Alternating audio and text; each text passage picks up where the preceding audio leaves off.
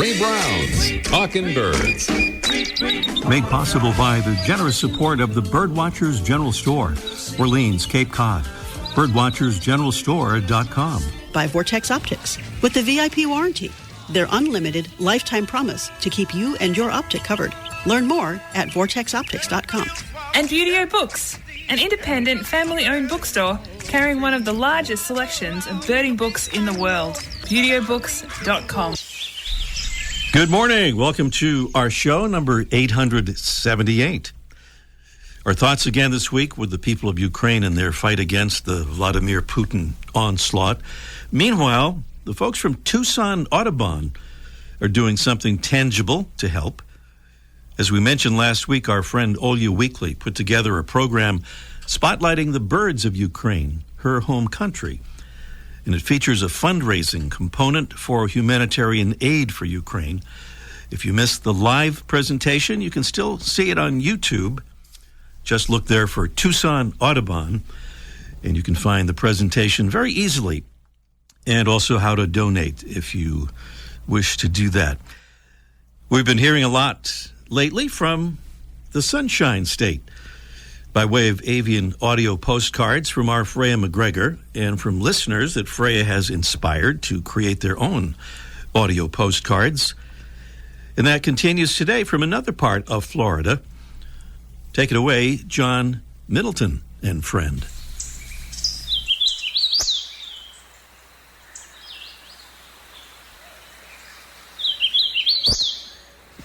Good morning.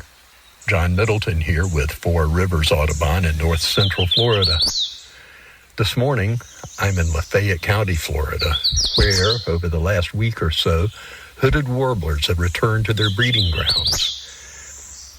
It's said that the males have really high site fidelity, which means they come back to the same spots to breed year after year. If that's so, the one singing in the background may be the same bird I recorded and photographed here a year ago. I hope they're singing in your neighborhood, that you'll enjoy these beautiful birds soon. Good birding. Bye-bye from Florida. Thank you, John. By the way, John sent us a gorgeous photo that he took of that hooded warbler in full-throated song, and you can see it on our Talkin' Birds Facebook page.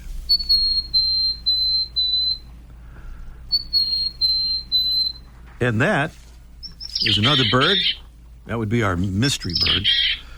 It's a little preview here of our mystery bird contest coming along in just a bit. Our mystery bird is a very small but large-headed bird of dry western mountain evergreen forests. It's black and white on the head and gray over the rest of its body with a small bill, a long narrow tail, and rounded wings, distinguished from its close relatives by a white stripe over the eye. Our bird often hangs upside down as it feeds on insects, spiders, conifer seeds, and berries. It also gleans food from tree bark and foliage.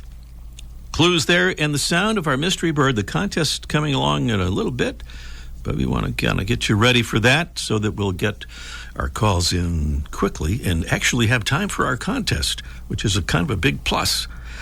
Here's the prize list: a $15 certificate for Beautyo Books, an independent family-owned bookstore carrying one of the largest selections of birding books in the world, and a 12-ounce bag of delicious bird-friendly shade-grown birds and beans coffee, grown under the natural forest canopy to preserve habitat for birds wintering in the tropics and heading back north in the spring.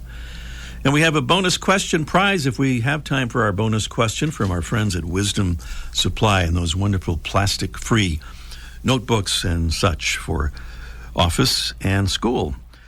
That's all on our Mystery Bird Contest. Here's our conservation quick quiz question of the week.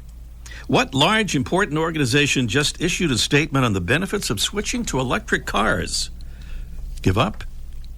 It's the American Lung Association, which on March 29th released a report stating that a nationwide transition to clean, zero-emission vehicles would have a dramatic impact on the air quality and health of Americans.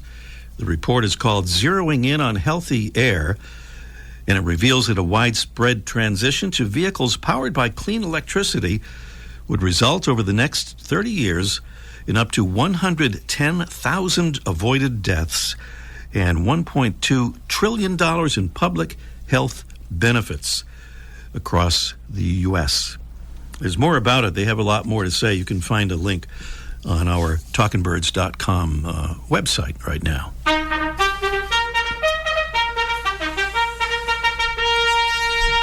Another double salute to more of the royalty of our Talking Birds listening audience, our ambassadors who are helping us get the word out about the show and about birds and conservation. And thank you to Kelly Garner from Gibsonville, North Carolina. She says, as a beginning birder, I enjoy the bird facts each week and love to guess at the mystery bird. Thank you, Kelly, and thanks for the kind comments about the show. And thank you to Julie Hillier from nearby Mattapoisett, Massachusetts, who listens to Talkin' Birds on our affiliate station, WOMR, 92.1 FM in Provincetown. Thank you, Julie and Jack.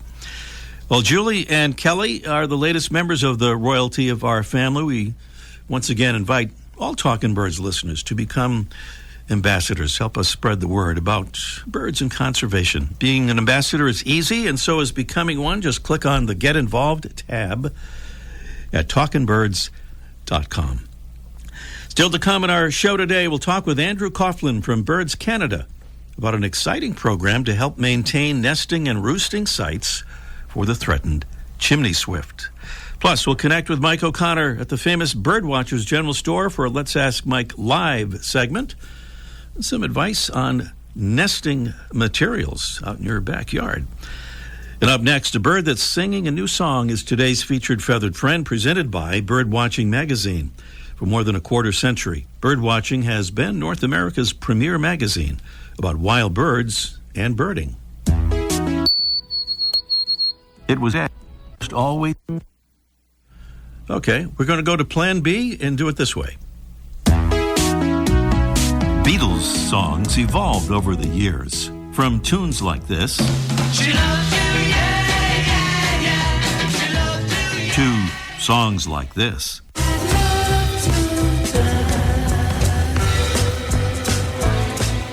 Well, sometimes birds' songs evolve too. Take today's featured feathered friend, the white-throated sparrow.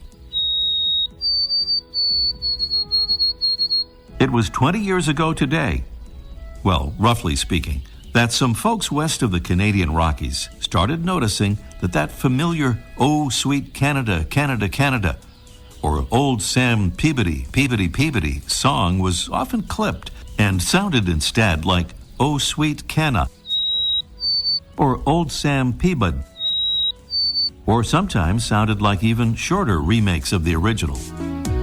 Some white-throated sparrows have a white crown, others a tan-colored crown, and it turns out that individuals almost always mate with the bird of the opposite color pattern. This difference persists because males of both color morphs prefer females with white stripes, and both kinds of females prefer males with tan stripes. In the U.S. and Canada, you can see the white-throated sparrow pretty much here, there, and everywhere, except for some parts of the American West and Southwest. And although we may find the shortened version of the song a bit confusing, if we listen carefully, we can work it out. It's today's Talkin' Birds featured feathered friend, Zonotrichia albicollis, the white-throated sparrow.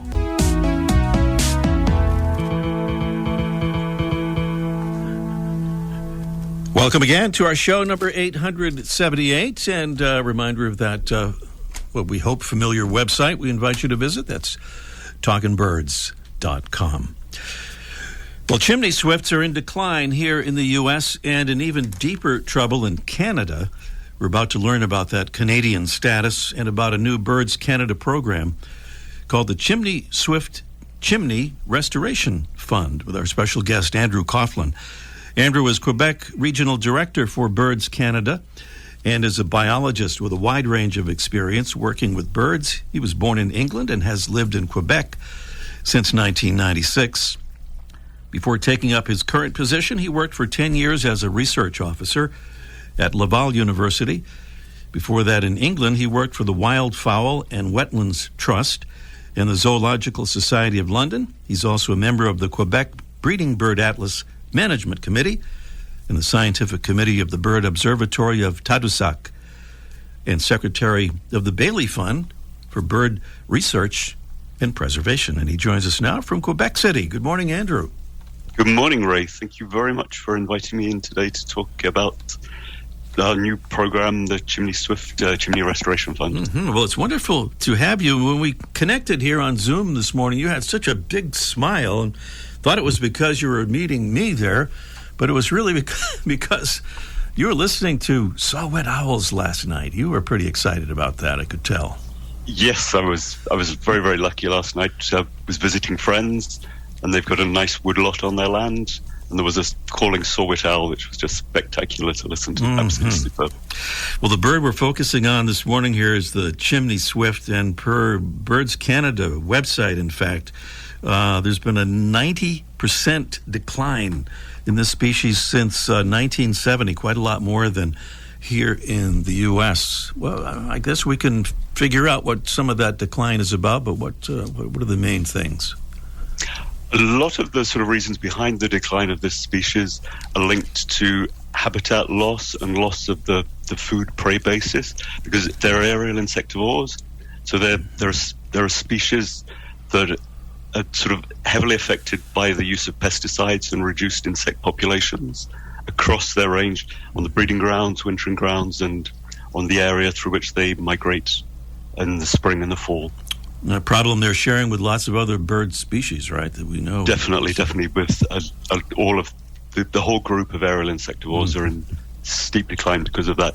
And there's also the problem linked to the loss of nesting and roosting sites across their range.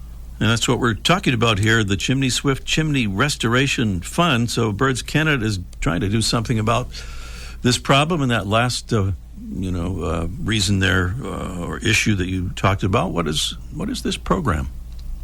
The program provides matched funds to people with basically brick or stone chimneys that were built probably before the 1960s that are being used by chimney swifts as nesting and roosting sites. This is a species that in the past used to use hollow trees for roosting and nesting. It's a species that can't perch on branches, so it needs a vertical surface to perch on and to construct its nest.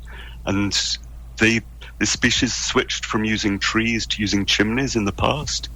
And today, a lot of the older chimneys that they use are in a sort of a porous state of repair. Often they're weather degraded and are in need of maintaining to keep them open and accessible for the species across their range. So what is it about the 1960s, the different kinds of bricks started being used? It was the way that chimneys were constructed. They seemed to have a better thermal property for chimney swifts. So they seemed to favor those slightly older chimneys. So when people would take part in this program, what would happen to their chimneys? What would the work be?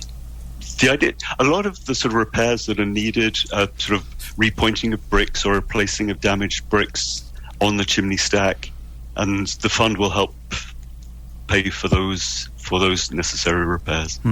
So this is a new program, but I think you have a deadline for this year for folks to take part in April 21st? It's an April 21st deadline this year. As it's the first year of the program, we may be able to be a little bit more flexible. But it's a funding program that's supported by one of our partners, Environment and Climate Change Canada. It's a federal government department. So that's Sorry, and I was going to say we've got a committee that are helping to evaluate the proposals, and they're made up of partners from across the species breeding range in Canada.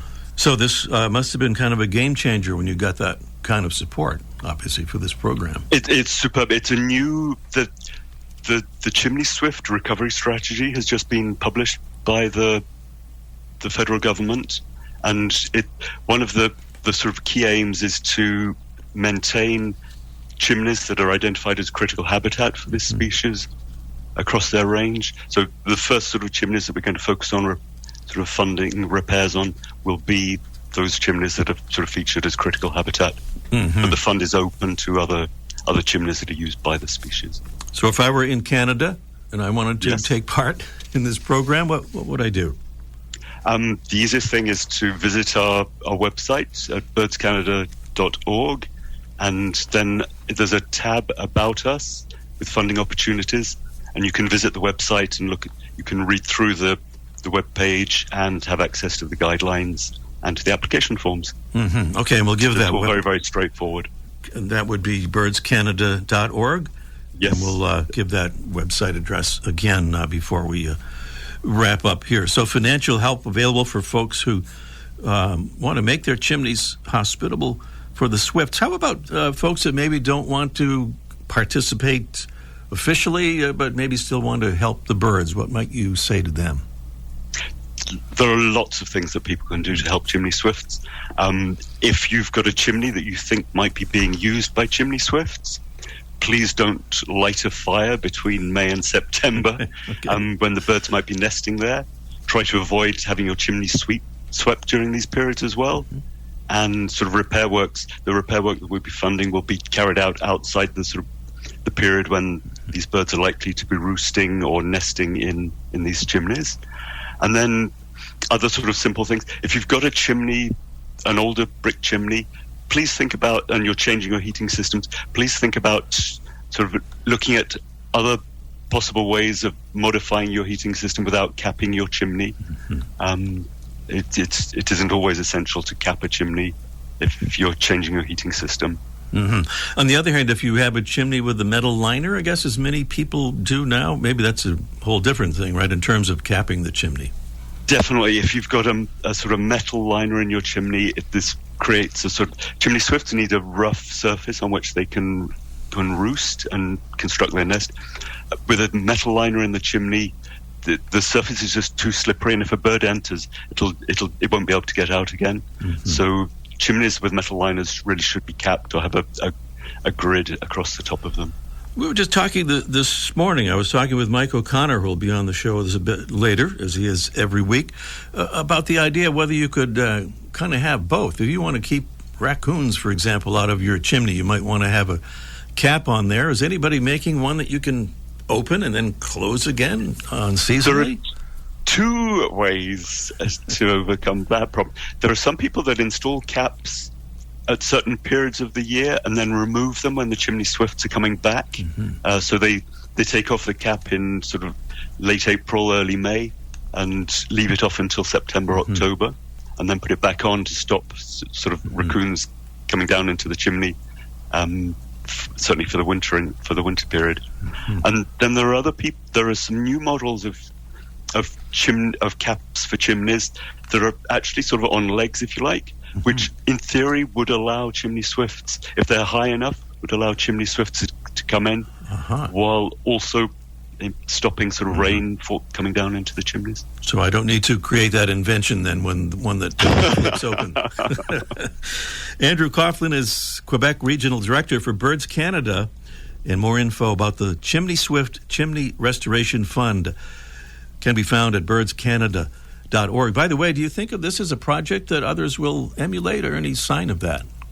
I haven't heard of any other sort of groups that are wanting to emulate it, but it would be a great thing to put in place across the whole of the breeding range, just to ensure that those chimneys that they're now using are kept open and accessible for the species in the sort of short and long-term future. So. Indeed.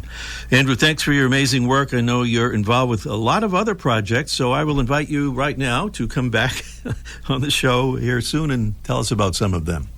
I'd love to do that, and thank you ever so much for inviting us in today. Andrew Coughlin here on Talking Birds. Up next, it's our Mystery Bird Contest in just 1 minute. Beauty-O Books carries one of the largest selections of birding books in the world.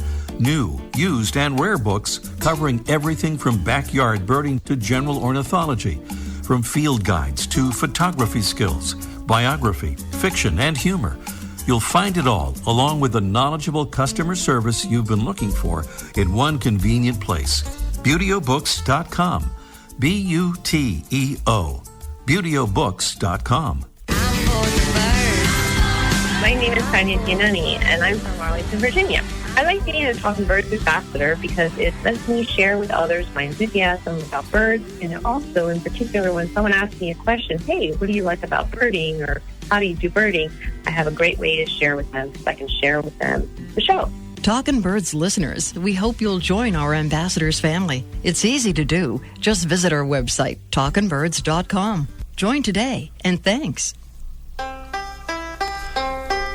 Mike O'Connor is down there at the Birdwatchers General Store, Orleans, Cape Cod, but we haven't connected with him yet. We're dealing with other problems, just a couple of little technical things there, but we'll get him on the line here in just a moment to talk about what you can do for nesting materials. If you're trying to activate some nest boxes or a nest box in your yard, what are the good things to use and what are the things that aren't so good?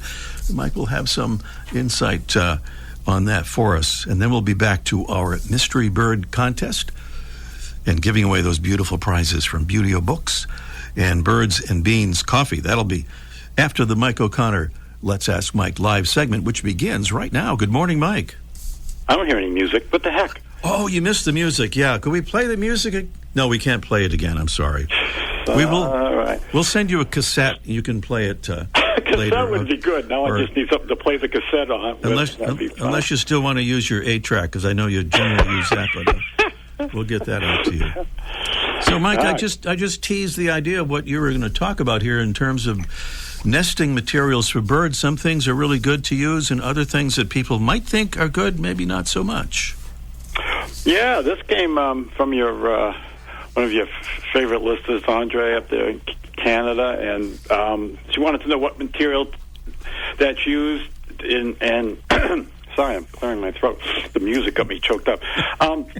The important thing when you're putting out nesting material, and a lot of people like to do that kind of towards this time of year where the birds are setting up their nest sites, and they'll need nesting material to like make a liner for the nest to help build their nest, and and historically they've been able to find it, but it's kind of fun to put a few things out that the birds can use.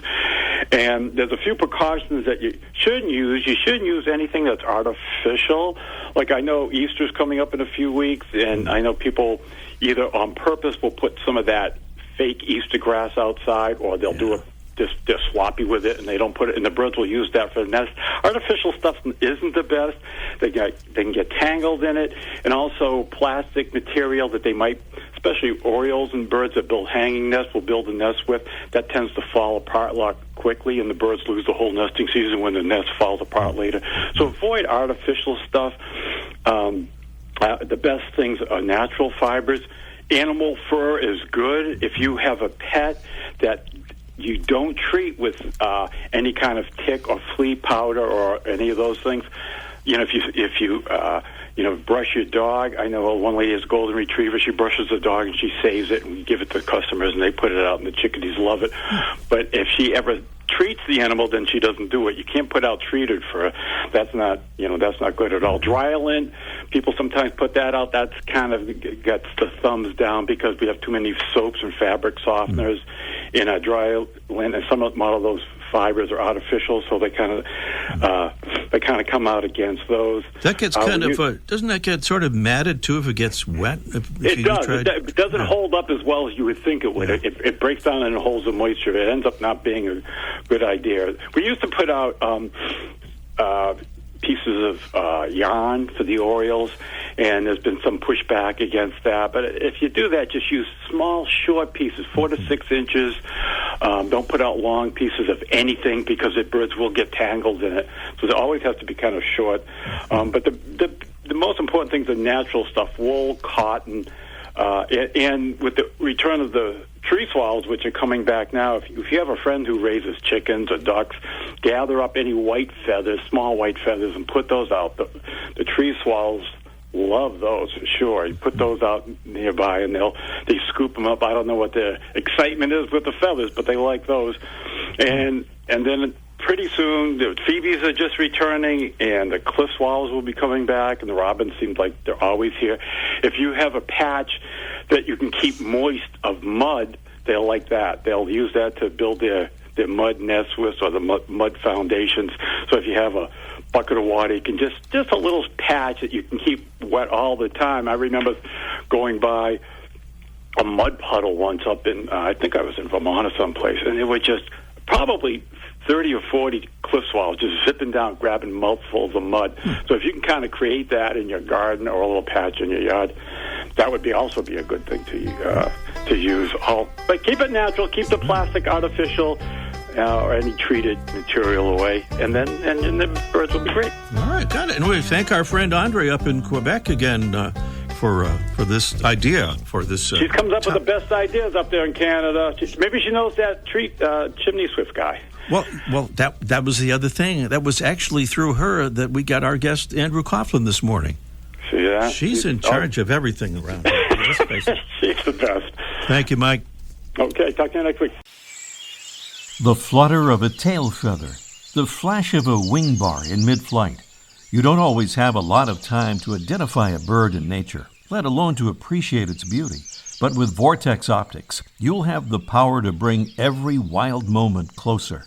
When you choose Vortex, you're choosing to have a partner in the field as passionate about nature as you are. Whether you're spotting old friends on the backyard feeder or packing for a once-in-a-lifetime trip to add a few species to your life list, Vortex offers a full range of optics and optics accessories for every birder and every budget. And whether the birds are taking you to another state or another country, you're always covered by the Vortex VIP warranty, an unlimited lifetime promise to keep you and your optic covered. If you'd like to learn more, or if you need help choosing your next optic, give Vortex a call at 1-800-4VORTEX or visit vortexoptics.com. It's the Mystery Bird Contest. Give a little listen to our bird. Joe is in New London, Connecticut. Good morning, Joe. Good morning, Ray. Good to hear from you, Joe. Is that still the big submarine building situation down there? It is indeed, yes. That's the big... Lots of submarines around here. Yeah, New London, Connecticut. So let's see. Mystery bird, Joe, you heard the clues and all that. What do you say? I'm going to go with mountain chickadee. Mountain chickadee is right. Nice job there. Very similar to other chickadee species. I guess that kind of a white stripe over the eye is really what's distinguishing it. And, of course, the sound is different from other chickadee species as well, but similar. So nice job on that. And maybe if we have time, I think, Joe, to do a mystery bird bonus question, if you'd like to try that. Yeah, absolutely. All right. A newly discovered plant species. This is not, again, a directly bird question, but a conservation environment question. Newly discovered plant species has been named for a famous person who's been honored before for environmental work. What is the plant? Is it A, the Thunberg tree, named for Greta Thunberg? The DiCaprio tree, named for Leonardo DiCaprio? The McKibben blueberry, named for Bill McKibben? Or the Daryl Hannah banana, which would be just a silly choice there. But what do you think? I think I'm going to go with the Thunberg tree. The Thunberg tree for Greta Thunberg. That is a totally logical answer. She should have a tree named after her. She should. We'll have to work on that. It's actually the DiCaprio tree, named for Leonardo DiCaprio, who's done lots of wonderful environmental work. Scientists from the Royal Botanic Gardens in the United Kingdom said they would name that new tree species after Leonardo DiCaprio. But you won the Mystery Bird Contest in any case, Joe, so stay on the line and we'll make arrangements to send that stuff to you. Great. Thanks, Ray. Thank you, Joe. In New London, Connecticut, correctly identifying the mountain chickadee. Before we go, just an invitation to join our Talkin' Birds flock. It's a little conversation place for Talkin' Birds listeners. It's a Facebook group. Just go to facebook.com and look for Talkin' Birds flock. That's our show for this week. Thanks to our amazing Talkin' Birds team, Debbie Bleacher, Freya McGregor, Special Assistant Audrey Stack, Producing Engineer Jesse Wilkins. I'm Ray Brown. See you next week. Ray Brown's Talkin' Birds. Made possible by the generous support of the Birdwatchers General Store, Orleans, Cape Cod. Birdwatchersgeneralstore.com. By Vortex Optics with the VIP warranty. Their unlimited lifetime promise to keep you and your optic covered. Learn more at vortexoptics.com. And Beautyo Books, an independent family-owned bookstore carrying one of the largest selections of birding books in the world. Beautyobooks.com.